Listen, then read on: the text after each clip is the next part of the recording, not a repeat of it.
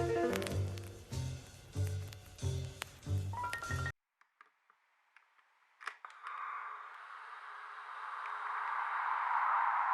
know what they say about a town that can't fix itself? It's worth burning. But I'm not a believer in that. Oh no. I believe in the greatness and the virtues you can find in everyday life. And I believe people all over the world are willing to do good. Even if they're a gangster or just some scum on the street looking to make some money. We can all do it. It's all possible. We just have to believe in ourselves and each other. Marcus, here's the deal. I didn't tell you this over the phone. I said we wanted to chat, right? And you have information for us. You left your playing cards at Sandy Knoll Park. Do you mind just explaining why you were there? It's not a big deal. Like, I know, I get it. What were you doing out there? I know you used to fish. I lost those in fucking Sandy Knoll like almost a year ago. Why? What's going on with them? Yeah. Well, Oswald here found him. You mind telling us? I've been on the case for a while. Wow. Yeah. Where did you find him exactly? Like, maybe you don't know the case. Anyway, this is what's happening. What are you guys here for? Like, I well, understand where these we got a come case. from. We're working on a case. Hold on. Is this gonna be a minute? Because I'm really drunk, and it's okay if it is. Like, don't worry. I'm okay if you guys need to come up. As of recently, like, mostly when I was younger. What is this about? Is she okay? She's missing. He thinks she's dead. I don't know. It's very messy. Around this area.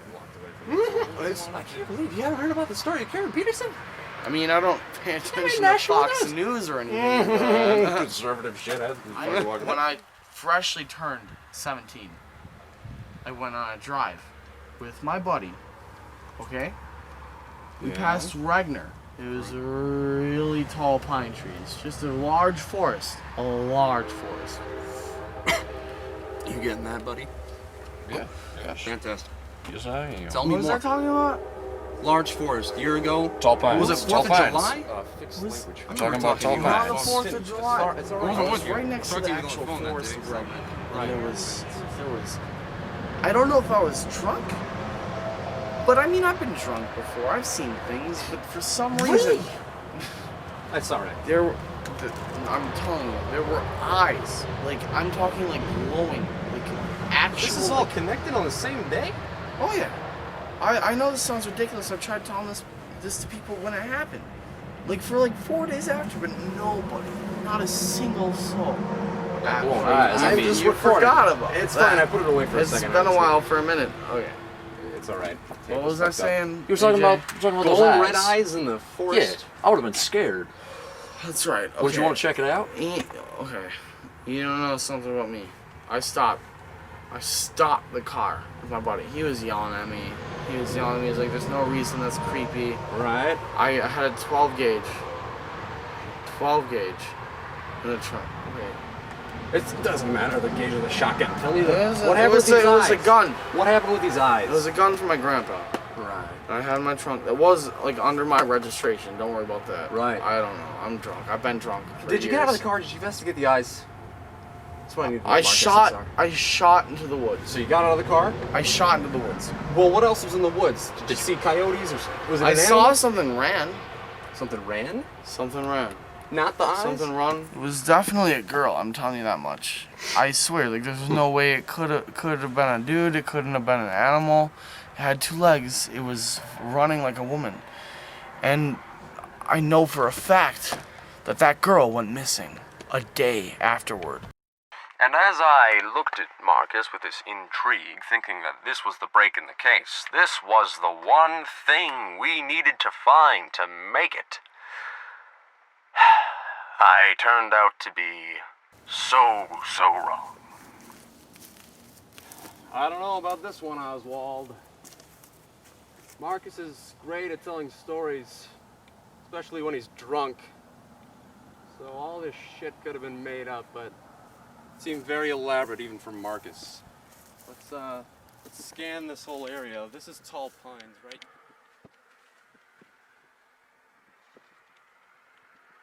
We followed Marcus's lead to the Tall Pines, and when we got there, well, we found something that we really did not want to find.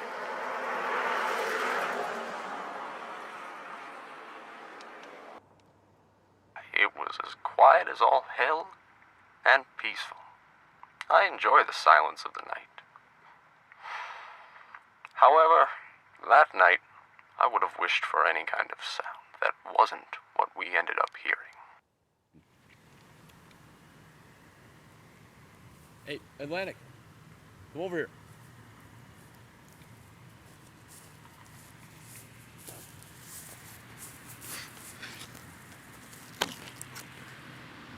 Found something.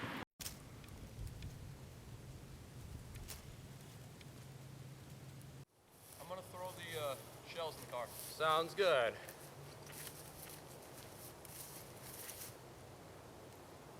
Hey, where do you think Marcus was shooting that thing? Somewhere in the forest, I don't know.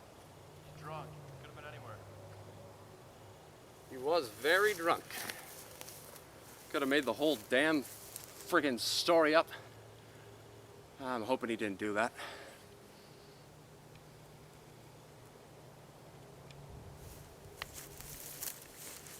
This tree looks pretty gnarly.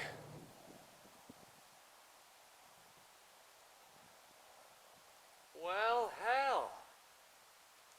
Look what we have here. Well, that is quite something. Hey, Oswald, come over here. Found something pretty neat.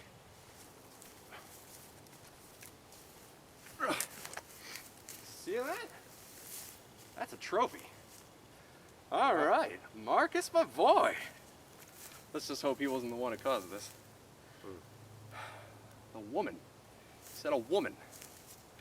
Now, how the hell does this happen? How recent do you think this is?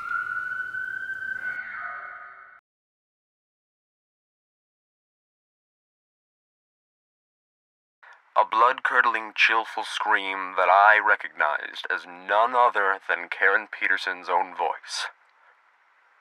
So what did I do? I started to run. And Oswald, too. We ran as fast as hell. We could hear her. She was out there. I never knew Karen, and I don't think that Oswald did either. But I could feel her presence. She was there, and she wanted to be found.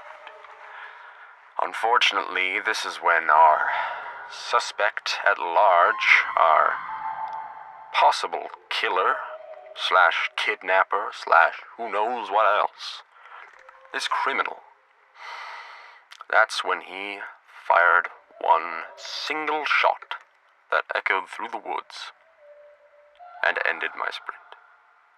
Not because I had taken the bullet, but that another had.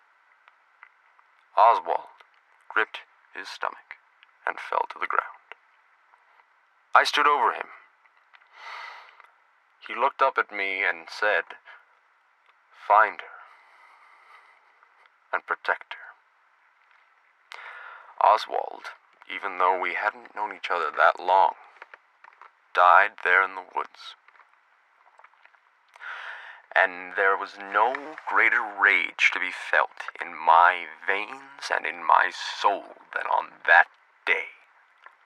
Oswald had dedicated so much of his life trying to find Peterson and gathering all of the information that brought us both to that woods. And Peterson was there. And I looked down at Oswald and I told him, "It's going to be okay. Don't worry. I'm going to get help." And I wanted to believe my words, but I knew the man was not going to make it. I saw no trace, no sign of the shooter. This was a long shot from far away. You see, There was no girl in that woods. It was a recording. And man, did that recording trick me.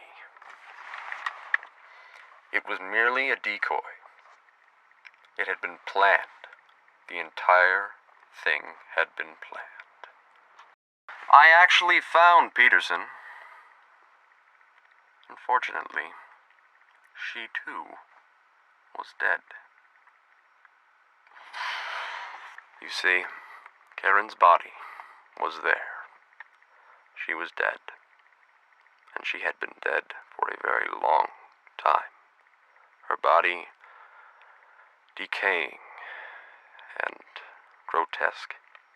Her features barely recognizable, but it was her. Next to her laid an audio device with a tape of her screaming.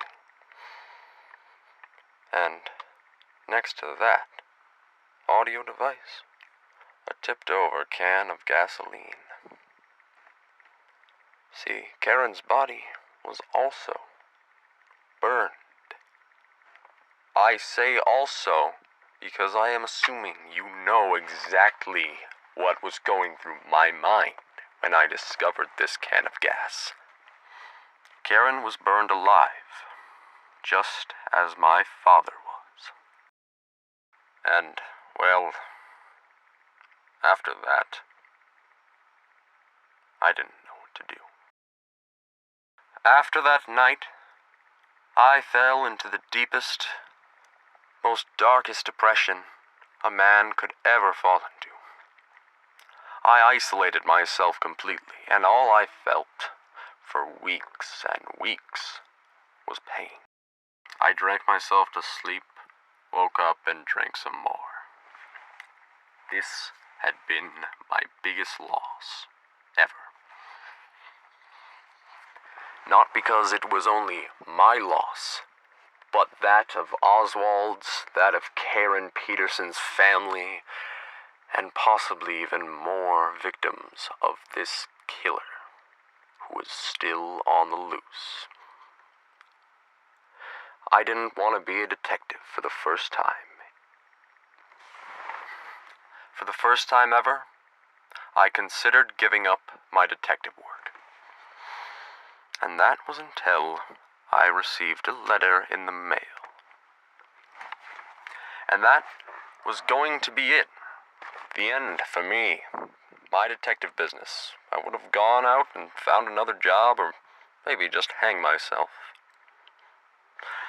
What stopped me from quitting was about the only thing that could have stopped me. One letter received in the mail. The address on the envelope was from Hollywood, California. The letter was frank. The threat was very clear. Dear Atlantic Jackson, quit your detective business immediately and walk away from everything. Never look into any case ever again, or we will kill you and everyone you love. Sincerely, the killer. And after reading this letter, well, what did I do? Maybe they were right. Maybe I should walk away. I was going to, after all. But no. The killer wants me to walk away. So what did I do with this letter?